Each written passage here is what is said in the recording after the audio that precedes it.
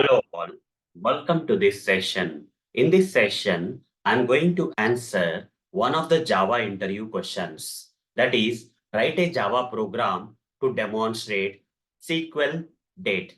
SQL date. It's not a normal date which comes from java.util package. Rather, this SQL date will come from java.sql package. Okay, it's a date class from another package known as java.sql. Okay. So this is what is the program the interviewer is asking us to write a Java program to demonstrate not the normal date which is coming from java.util package, rather the date class which is coming from java.sql package. Okay, java.sql.Date. Okay, this is a different date class. Okay, fine. So let me explain some theoretical things before we move into the practical stuff, because if you have to understand this practical stuff, you have to first understand this theory. Okay, without that knowledge, you cannot go and write some program and demonstrate there with half-baked knowledge, right? So let's go and understand what exactly is this date predefined class from java.sql package and what it is used for in real time. All those things we'll understand now first. Okay. So first of all, this date is a predefined class in Java. Okay. This particular date is a predefined class in Java used specially to represent dates for working with databases, whether that is a MySQL related database, DBMS using database, or it can be Oracle database or whatever it may be. Okay, to represent the dates for working with this kind of databases, we have to use this date class from java.sql. Okay, if you want to use this date related stuff with databases. Okay, databases where we actually store the data, we retrieve the data from for the applications and all, right? So in that case, we have to import this date class from java.sql package instead of importing the date class from java.util package. Okay, this is a separate class, guys, which is designed for working with the databases. Okay, designed to work with the databases. Okay, so it stores only date portion without any time information. Okay, when you compare this date from java.util package that generally deals with the date in Java programming rather than designed for databases, right? That date will represent not only the year, month, and day. Date portion means year, month, day. Not only that, but also it will give you the time information. Java.util.date will give you the time information. But coming to the date class from java.sql package, it will only store the date portion, year, month, date only, day only you will get. You will not get the timestamp or hours, minutes, seconds, milliseconds. That you will not get here. The date class of java.sql will only store the date portion, that is year, month, and day, not the timestamp. Okay. Then where exactly we have to use this? When you want to retrieve or store the dates in a database using Java. Okay. So when you're writing Java program, in order to connect with the database, we use a concept in Java programming known as JDBC. Okay. After that connection is set, after that Java and database connection is set with the help of JDBC, Java database connectivity. Then you want to run some queries, some SQL queries, let's say, on the database from the Java language in some way. Don't worry about that now. Okay. In some way, you want to retrieve the date information from the some of the tables that are stored in the database, or you want to update a particular date in the date column of a particular table in the database, or you want to do any operations on this retrieving and storing kind of operations on the date kind of data that is stored in the database. Okay, in that case, we have to use this date class from java.sql. Then only it is required, guys. Okay, so to work with the databases via the Java programming, via JDBC connection or whatever the connection, we need this date class. We should not be using the normal date from java.util. In this case, to work with the databases, we have a separate date predefined class from a different package known as java.sql. Now, I'm not going to show you how to connect to the database via JDBC and how to use this in real time. I'm not going to show you that, but definitely I'm going to show you how to use this. Okay, how to understand and use this to write a Java program to demonstrate the SQL date. Okay. In tomorrow, when JDBC happens, then with this knowledge that I'm providing, right, you can utilize and combine that JDBC with this concept I covered and get the things done in the real time when you are working with the dates related stuff in the databases. Okay. For accessing or retrieving the data from the databases. Fine. So I'll switch to this Eclipse ID and create a new class. I'll just name this class. I'll just name this class as uh, SQL date demo. Okay, just some random name I'm giving, SQL date demo. It's not a normal date, it's from the java.sql package. So here I need to first create an object for the date class. Okay, date is equal to new date. Okay, when I press Control Shift O or when I hover the mouse on this date, you will get two options. Whether you have to import this date class from java.util or whether you have to import this date class from java.sql. Here the interview question is coming for us, asking us, interviewer is asking us to demonstrate or by writing a Java program to demonstrate the date class from specially this SQL, okay, java.sql package. So SQL date means this is the one, guys. Okay, select this. So here date class is not imported from java.util, rather it got imported from java.sql, so that this date can be we can work with the JDBC and connect with the database and access or retrieve the data, whatever it is. Okay, access, retrieve, and store the data into the date related data into the databases tables. Okay, with this after connecting to the database via JDBC kind of concepts. Okay, fine. Anyway. Okay. Here the date constructor is empty. What exactly it's expecting? Let's see. It's expecting you to give some milliseconds. Okay. Here long is coming, right? Here milliseconds is expected. If I give 5,000 means it's 5 seconds. Assume. Okay. Doesn't matter what you give here. You will face some problem here. You see, you will get shocked like what kind of output is coming now. You may think that a proper date like 6th May 2024 will come, but that is not. Here we have to give milliseconds, guys. Okay, that's the syntax. When you run the code, you'll get shocked. You'll not get the proper data here. You see, 1970-0101. Okay, 1st January 1970 it has given, guys. So this is not the way you have to use. Okay, structural wise it's okay, the syntax wise it is okay, but here you should not be mentioning 5,000 here. Rather, we have to do something, guys.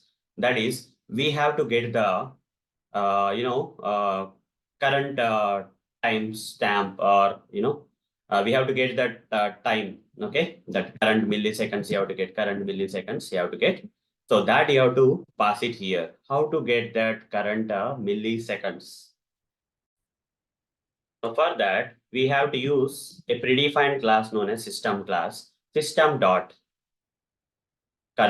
You type this. System is a predefined class in Java, and it has one of the predefined static methods, which is returning you the current time milliseconds. If you directly print, you got that right. Some 1970 has come. Okay, if you don't want to get that 1970, rather you want to get the current time.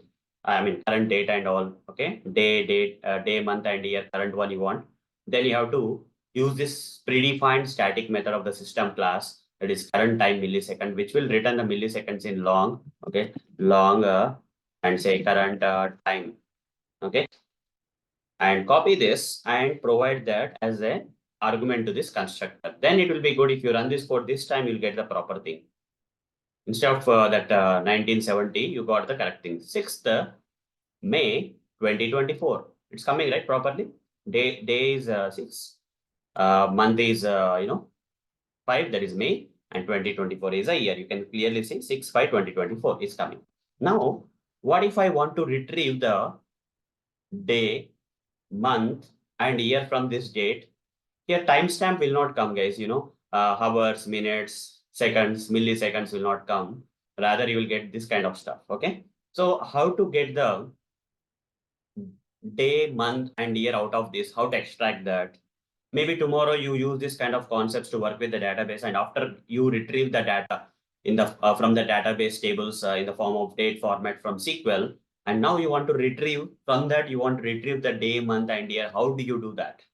Okay, for that to happen, it's not directly possible, guys. If I say date dot, you see, all our deprecated methods are coming. You see, if I use this get date, you see, the kind of it's not the correct way, guys. Some deprecated methods are coming. You see, just striking off. Okay, it's the oldest way. Okay, now the latest way is something like this. There is no direct way in the date class from SQL where you can get the month, year, and rather we have something known as calendar.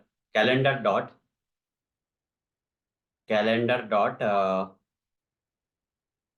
get instance. You have to say, you have to create an object for the calendar using this get instance. So simply this get instance method of the calendar class, the static predefined method of the calendar class will return you an object of the calendar. Over the mouse on this, you can see it's returning an object of the calendar. Object is equal to write down, object is equal to hover the mouse and say create, hover the mouse and say create local variable and simply write down, here simply write down calendar. Otherwise, it will be easy for us to understand. And after that, you have to this particular calendar, we have to set this particular date. Okay. So for that, calendar dot set time will be there. In that, we have to pass the date. So pass this particular date here. Okay. So the calendar will be set directly using the object reference of the date. You cannot retrieve the month, year, and day. Rather, you have to create an instance for the calendar and assign the date to that. And now you write down system.out.println calendar. Okay. Dot get off. Otherwise, I'll write like this. So to get the day, month, and year, you can do like this. Okay. Calendar dot get method you have to call. Okay. In the get method, again, you have to write the calendar class, this calendar class, and this static method that will come dot calendar dot. Here you will see a lot of variable kind of stuff. Let's say date, you just take the date and it will return in the form of integer format, date in the integer format. For example, here date is 6, right? 6 will be returned here. Okay. Date is equal to, or day is equal to, I'll say, okay. Day is equal to. Then next one is, I'll write calendar dot get, here I can print it out, guys. Okay. I can print out the day. System.out.println day colon plus day, I'll print it out. Okay, you can see that in the output. You are separately retrieving the day, month, and year here. Again, calendar, the object reference of the calendar you call and call the get method. Okay, then here we have to write calendar dot predefined static variable, that is month will be there, month. You see, month is there. Okay, so this month, the problem with the month is it will, for January it will return 0, guys. For December it will return 11. It will start with 0. If it has to mention that it is May month, that is 5, instead of 5 it will give 4, guys, because January is 0 means February is 1, March is 2, okay, April is 3, May is 4, like that. Okay, and it will keep on going till December. December will be 11. So whenever you try to print the month, right, in here you do one thing, you just add one number here. Okay, then it will be giving you the month. Otherwise, it will not give you the proper month. Okay, it will give a one number less, because January it represents as 0. So May it will represent as 4. So 4 plus 1, 5. We need in 5, right? So that's the reason we have to do that. System.out.println. Here write down month colon plus month. Okay. Then finally calendar dot get off calendar dot, we'll have year kind of static variable of this calendar class, and it will return you again in year. It will return, okay, in year. Now write down system.out.println, just print out this year. Just print out this year. That's it. Save this. Okay, print out this year. Okay, save this, guys. Now you can see here we'll be able to retrieve the day, month, and year, okay, separately from that date class of the java.sql. You see, 2024 5/6 is printing here when you print the date directly of the java.sql. And here calendar, using the calendar, we converted the date and to the calendar format, and by setting some date here, the same date of that SQL, and then we are retrieving the day E6. That's correct. Current month is 5, that is May, that's correct. 2024 is the year. Here I have to print it out. I didn't add some statements here. So year colon, you can easily identify it, even though you can write like this. Okay. Year colon run as Java application. You'll get the year also. You'll get the year also, guys. Okay. Day, month, year. That's it. Okay. So guys, with the practical demonstration, I've answered this question already. So if you want to take a screenshot of this code and later practice how to use the date class from java.sql and what its purpose to work with the databases, we generally use this date class from java.sql. We do not use date class from java.util. Okay, so we'll use the date class from java.sql to work with the databases related dates, okay, to store or access the date related stuff from Java program into the database and from database tables into the Java programs to get the transaction done. We have to use a date class from java.sql package, okay. So with practical demonstration, I have answered this question for you. Hope you have already taken the screenshot for this code. So with that note, I have successfully answered this question for you with practical demonstration. That is how to write a Java program to demonstrate SQL dates. That is a date class, predate predefined class from the java.sql package they are asking about. Okay. So with practical demonstration, I have answered this question for you. So that's all for this session. Thank you. Bye-bye.